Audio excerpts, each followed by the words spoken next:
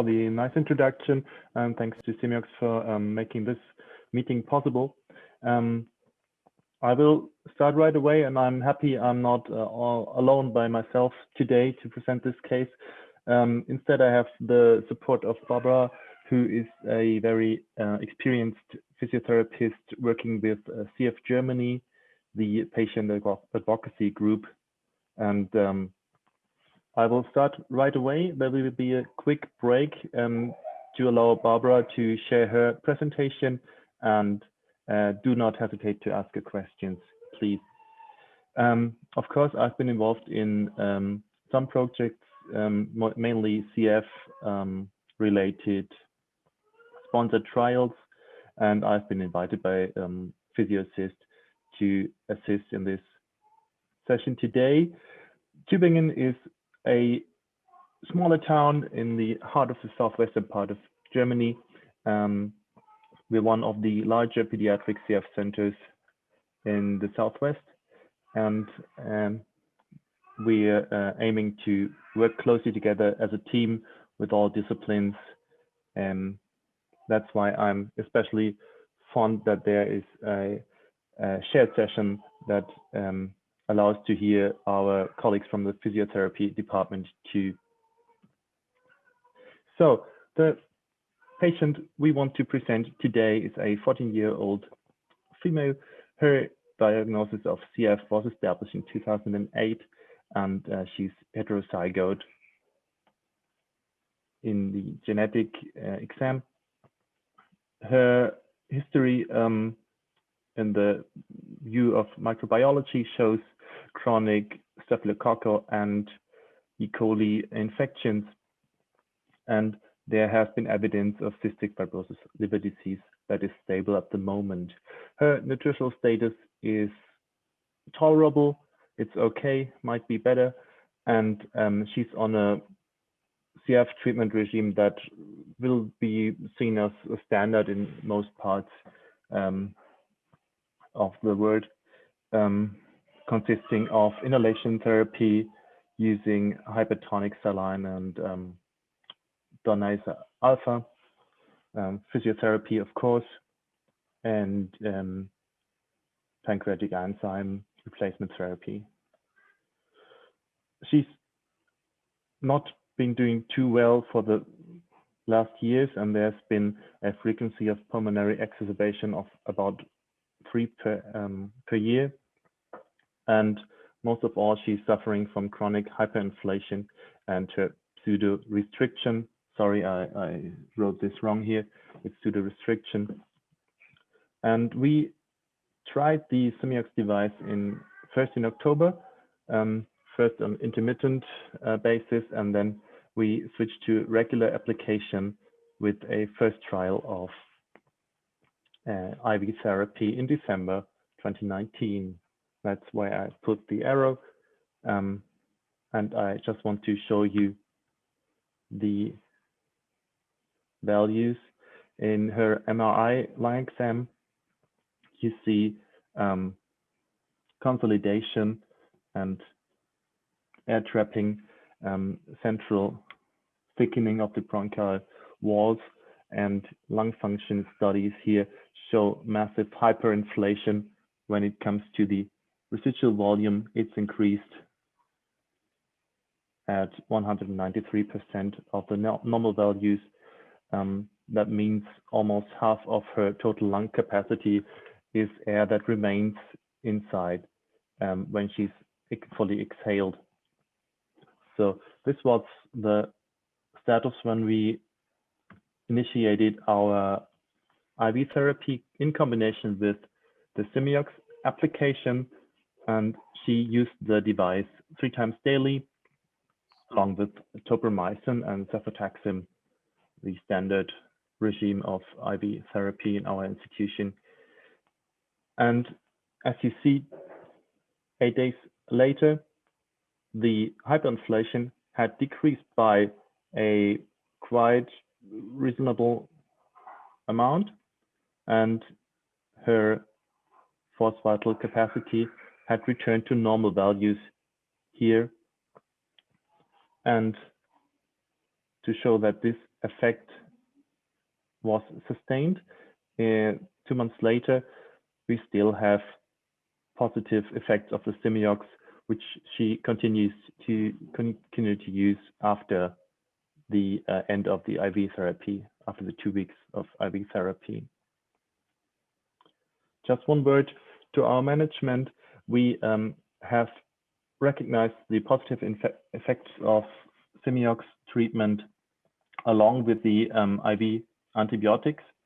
And usually we start as an inpatient treatment and have really intensive chest physiotherapy applied and the Simeox at least 2 times daily.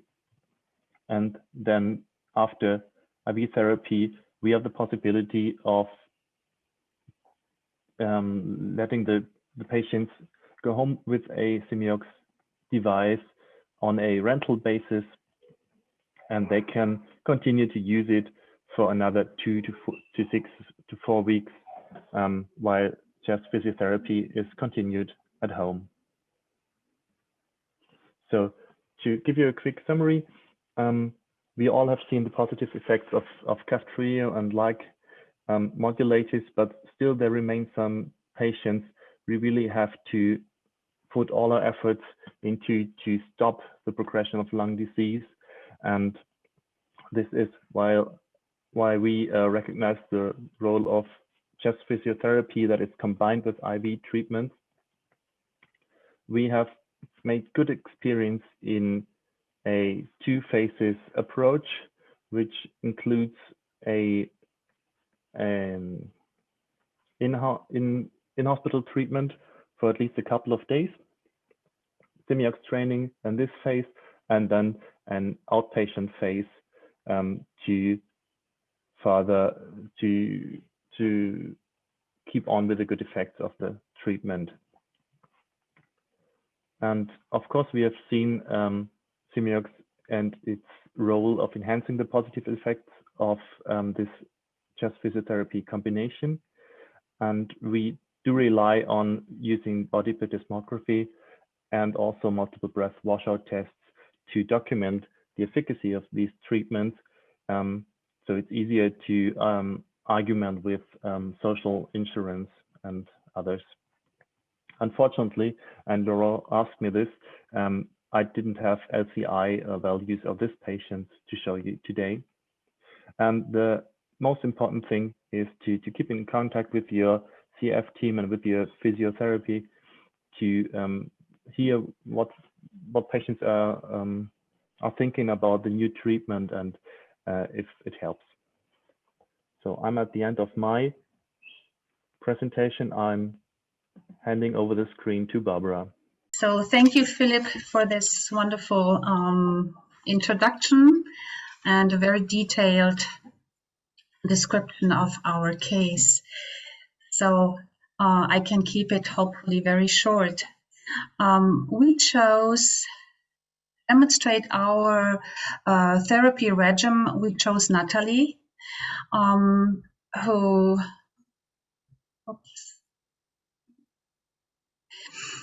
14 years old, multiple pathogenic germs, and decreasing pulmonary function despite regular conventional therapy, including various PEP devices. And we hope that with the help of the Simeox therapy, we would enhance the mobilization of distal secretions as well as the recruitment of unventilated areas. And before starting therapy, we analyzed her breathing pattern via short video sequences. And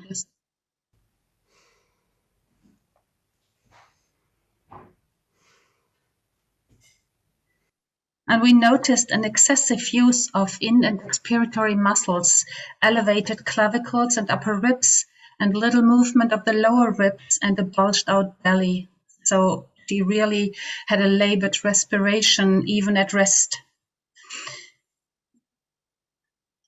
Fortunately, the CP outpatient department of the University Hospital in Tübingen was able to buy some therapeutic Simeox devices with the aid of monetary donations so we could provide her rapidly with a device for several weeks.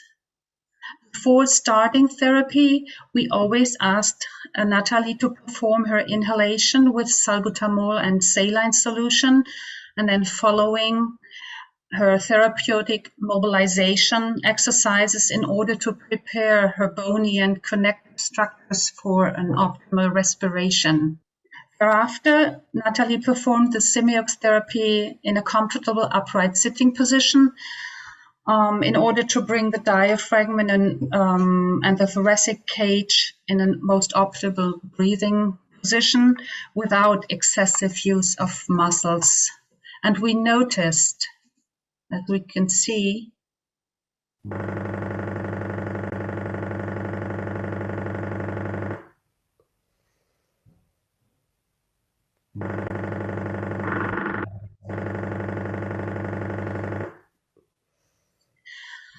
we noticed gradually enhanced thoracic expansion even during one therapy, and she reported that breathing was easier after therapy. In order to validate our observations, we recorded another video sequence after therapy, and even after therapy, her breathing was more relaxed.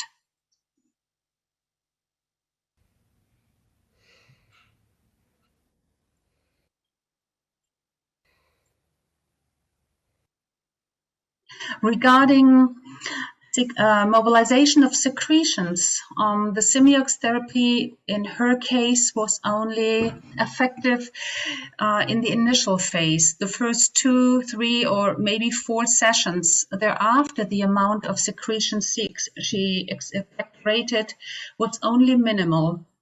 Then we chose a therapy regimen of different positions, usually side lying and sitting, sometimes supine, hoping to reach more distal alveolar areas, as well as to ensure that she, even without surveillance, mobilizes secretions in all areas.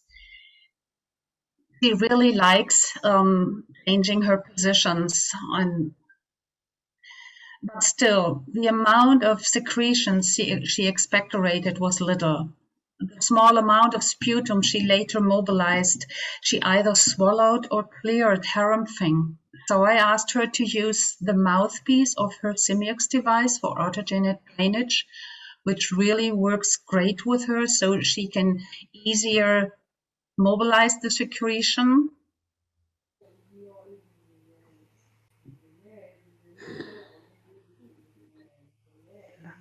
Langsam tief einatmen. Ja, und dann abhusten. So she uses the mouthpiece after each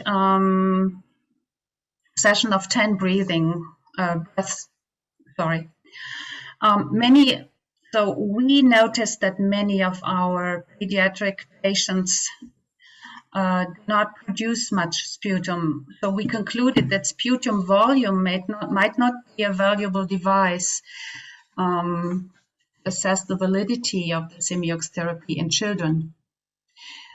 But comparing our 2 video sequences, we noticed that thoracic expansion increased mainly towards expiration. Natalie and quite a few of our patients reported that breathing was easier after therapy. The time span that effect lasted varied individually, but ease of breathing should be monitored and validated. Maybe we could do that with the help of visual analog scales that could then assist us in clinical decision making. Now, Natalie profits from Cuff Trio or Trikafta, as Dr. Utz already mentioned. So my last video sequence I showed you shows her now when she's using Cuff Trio in combination with the Simeox therapy quite regularly.